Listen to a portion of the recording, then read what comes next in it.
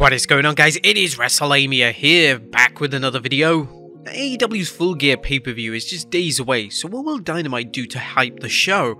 Join us now as we look at this week's edition of Dynamite, as well as the wildest news stories and rumors you need to know, including finally good news about Kevin Owens, Andrade suspended from AEW, Triple H makes an offer to a fired superstar, Saraya reveals who leaked her private photos and videos, Cardona says never say never coming back to the WWE, and much more. Be sure to subscribe and hit that notification bell for daily wrestling videos, and follow us on Facebook for exclusive lists. Also check out Wrestlelamia.co.uk and an on-wrestling channel, Incredible. Now, as always, we won't recap the matches, but just look at the good, the bad, and the downright ugly. As always, we start off with the good as number 1, another awesome opener. Now, has a feud between the Jericho Appreciation Society and the Blackpool Combat Club been played out?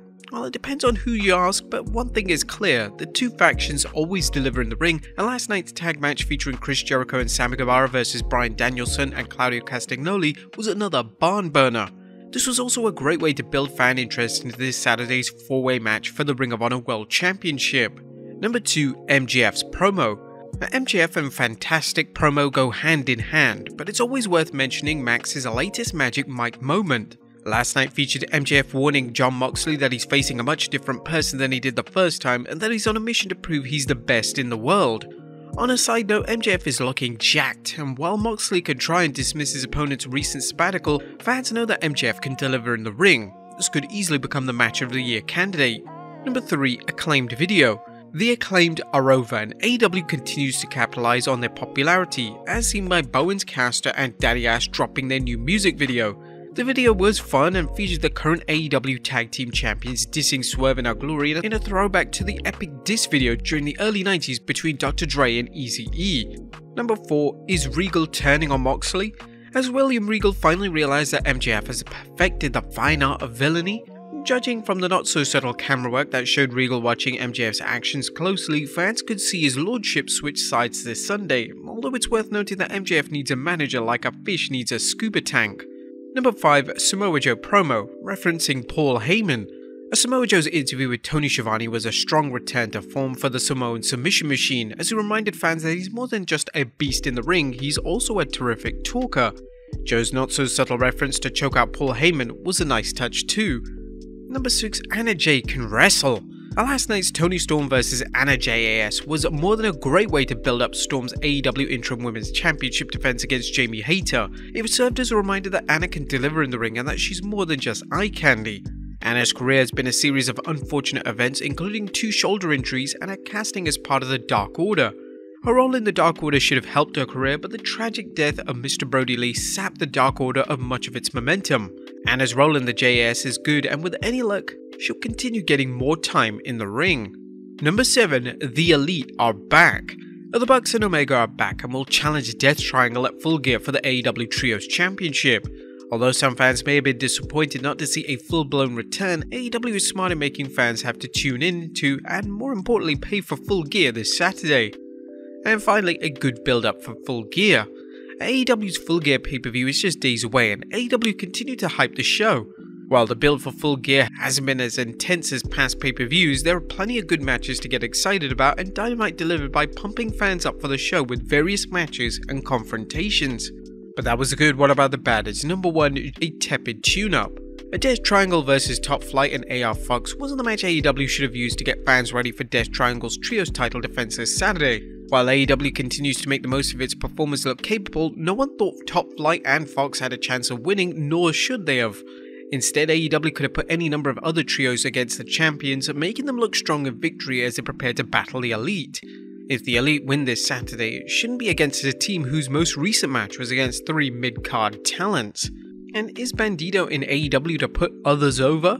Bandito's loss to Ethan Page suggests AEW fans don't have any reason to get behind the former Ring of Honor World Champion, as he's had too many losses since his 28 September debut in AEW. Even if AEW wants to use him as a jobber to the stars, why not give him some wins before they use him to put other stars over? Otherwise, this falls into a trap of a wrestler, in this case Ethan Page, getting a win over a lackluster opponent that does nothing to make him look good. Now, there was nothing downright ugly about last night's show, and like most weeks, the only downside is that fans only got to see a fraction of AEW's talents. That's something AEW has to work on while they continue giving AEW fans consistently entertaining shows. But that was our review of Dynamite this week. What do you guys think of the show? Let us know in the comments down below. Now let's move on to the news.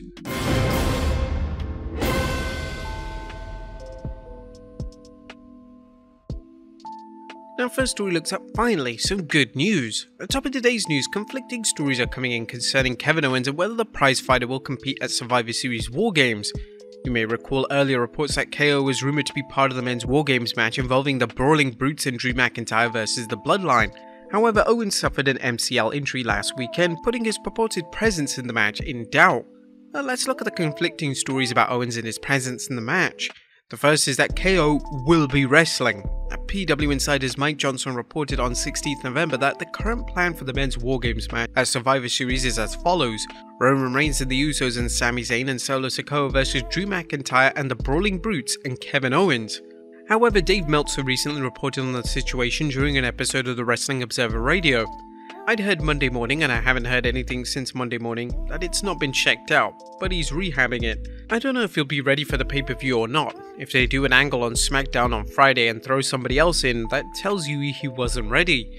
Although this might sound like the waffling territory Dave occasionally wanders into, he clarified by remarking, "I do know from somebody, I did hear he's not moving very well, so he better heal up quick if he's going to make that pay-per-view." Hopefully Kevin Owens does. Next up, AEW announces a show in London. Fans in the UK take note as AEW revealed it will hold a show in London, England in 2023. This follows another report that AEW was planning at least 2 shows in the UK come 2023, but there are no other details at this time. Next up, Saraya reveals who leaked her private photos. Saraya had some intense moments in her personal life as well as her wrestling life, including a situation in 2017 where someone released private photos of her exposing her to some unwanted attention online and putting her into what she later described as stress-induced anorexia and suicidal ideations. Speaking with Chris Van Vliet, Saraya says that she believes one of her ex-boyfriends was the culprit. While Saraya said the experience was extremely stressful, she sounds as if she's doing much better now. Next up, Matt Cardona talks WWE return, saying, "Never say never." And with rumours that Chelsea Green is 100% returning to the WWE, there's been talk of Matt joining his wife in the company. Cardona was asked by Wrestling News about a WWE return and refused to answer the question. However, he did say, "Of course I see what's being talked about. Let the people talk. I'm a former tag champion, former Intercontinental champion, former US champion. I do have some unfinished business. To quote Justin Bieber, never say never." Cardona has also said he has no desire to return to the WWE as Zack Ryder. Next up, Triple H makes an offer to a fired wrestler to return. Now another name being bandied around for a WWE return is Bronson Reed. Give Me Sports' Louis Danger talked about Triple H reaching out to the former NXT superstar, but pointed out that Reed has also received an offer from New Japan Pro Wrestling, so it's unknown where Reed will work. Next up, AEW suspends Andrade. It looks like AEW has suspended Andrade, at least according to Dave Meltzer, whose recent news blurb about Andrade referred to him as currently suspended from AEW. Now this shouldn't shock anyone after the reports of an alleged backstage brawl or sucker punch depending on who you ask between Andrade and Sammy Guevara, and Andrade's social media tantrums about his booking in AEW. But that's not the only news concerning Andrade, as Cade Saisis commented on a Facebook video Andrade posted informing the fans he had to cancel an appearance at an upcoming event in California. Andrade wore a hospital gown and appeared to be at a medical facility in a Facebook video where he announced he wouldn't be making his scheduled date on an indie lucha show this Sunday. The sidelined AEW star didn't go into specifics, just saying he had to deal with a minor issue and would provide more information later. We will continue following this story. And finally, a Vince McMahon documentary scheduled to air. Last but not least, fans waiting to watch Vice TV's Vince McMahon documentary, The 9 Lives of Vince McMahon, will be happy to know that the program has finally been scheduled to air on 13th December at 9 PM Eastern Time. Are you going to watch it? Let us know in the comments down below, and I'll see you next time with some more wrestling content.